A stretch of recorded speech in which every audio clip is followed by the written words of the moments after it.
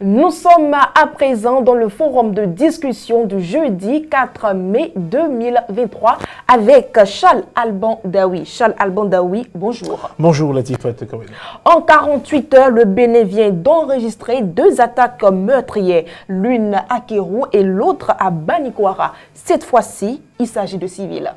Oui, il faut d'ores et déjà s'incliner devant la mémoire de ces compatriotes qui sont tombés, qui ont été malheureusement tués dans des conditions effroyables. Il s'agit là d'images insoutenables.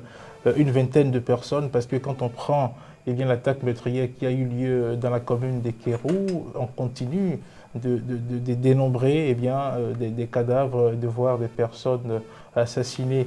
Le dernier bilan fait état de 17 personnes. Donc, quand on vient à Banikwara, on a pu dénombrer 3 personnes selon les informations qui nous viennent donc de l'intérieur du pays. Ces choses dramatiques et ces choses déplorables, et comme je l'ai dit à l'entame de mon propos, il faut s'incliner devant la mémoire donc de ces compatriotes qui ont été dont la vie est supprimée de cette façon-là. Et sur la question, vous savez, quand on essaie d'apprécier un peu ce qui se passe, parfois on hésite à utiliser le mot terrorisme, mais à voir la façon dont ces personnes ont été tuées, on voit une volonté de semer de la panique et de la terreur, d'où on ne peut plus continuer à hésiter à employer le mot attaque djihadiste ou attaque terroriste. Et on a comme l'impression que ce genre d'attaque dans la partie du nord du pays se fait de façon, je vais dire, crescendo. On a comme l'impression que les personnes qui commettent ces impairs-là ont un calendrier qu'ils déroulent progressivement. Parce que là, quand on remonte un peu aux premières attaques dans le septentrion, à savoir en décembre 2021, où on a parlé de l'attaque de Porga qui a coûté la vie à 2 militaires, on se rend compte que par la suite, il y a eu d'autres attaques de position de l'armée béninoise qui ont également ôté la vie à des militaires. Après, on a vu des attaques de commissariat à partir de 2022. Et même en 2023 également, on a eu les mêmes attaques. Et là, on est en train de passer, selon la situation qu'on est en train de voir, il semble qu'on est en train de passer à un niveau où ce sont les populations civiles qui sont attaquées. On a comme l'impression que ceux qui font ce genre de choses sont en train de dérouler un calendrier, un programme pour semer la terreur progressivement dans l'esprit et des forces armées de notre pays et des populations par la suite. Parce que quand on entre dans un village et qu'on fait ce genre de massacre, vous comprenez que les gens sont forcément terrorisés.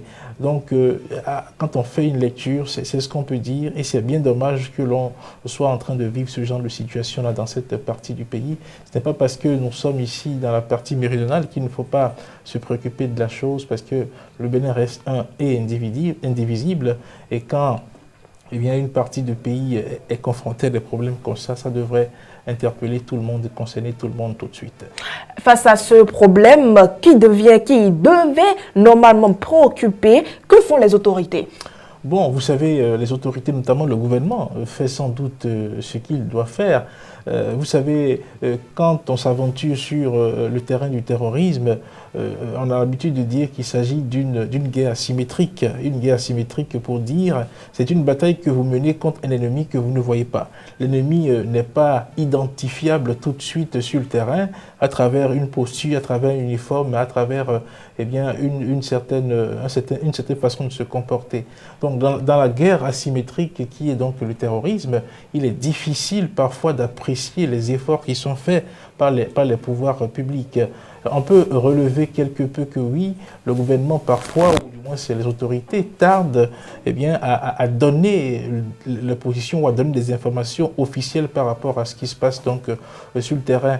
Actuellement, nous sommes dans une situation où, pour l'instant, nous n'avons pas encore eu de déclaration officielle en ce qui concerne les tueries enregistrées à Kérou et celles qu'on vient également d'enregistrer dans la commune de Banigouara. Ça laisse perplexe quelque peu, mais vu la sensibilité de la question, vu qu'il s'agit de questions d'insécurité auxquelles il faut apporter des solutions pour calmer les esprits, on peut parfois comprendre que le pouvoir public ne relaie pas tout de suite ou ne commence pas à diffuser des informations là-dessus. Mais aujourd'hui, vous savez, le terrorisme et ces actes perpétrés là, nous avons des échos qui viennent d'autres pays. Donc, dans l'esprit des Béninois, même si ça ne se passe pas chez eux, ils ont déjà entendu parler de ces choses-là venant de ça et là. Donc, je pense que le pouvoir public, par exemple, sur le côté communicationnel, doivent pouvoir prendre les choses en main tout de suite. Et quand il y a ce genre de choses, prendre des dispositions, dire ce qu'il faut dire pour apaiser les gens, pour ne pas laisser la polémique enfler.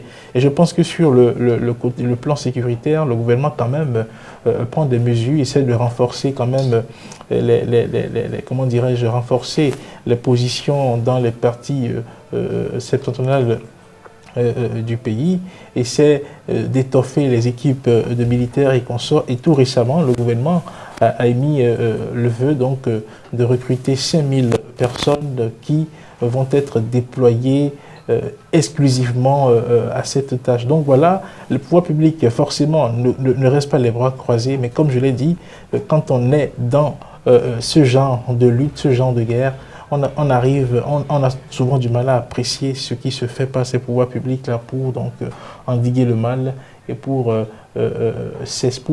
empêcher ces personnes-là de semer la terreur dans le cœur. Je pense qu'il ne faut pas céder à la panique, il faut rester serein. C'est un phénomène qui a commencé depuis quelques années et qui est en train de venir progressivement vers nous. Je pense que et le Bénin et les pays de la sous-région finalement trouveront une solution à ce problème et on pourra en parler comme des faits du passé. Merci à vous, Charles Alban Daoui. C'est moi qui vous remercie. C'est la fin du forum de discussion du jeudi 4 mai 2023.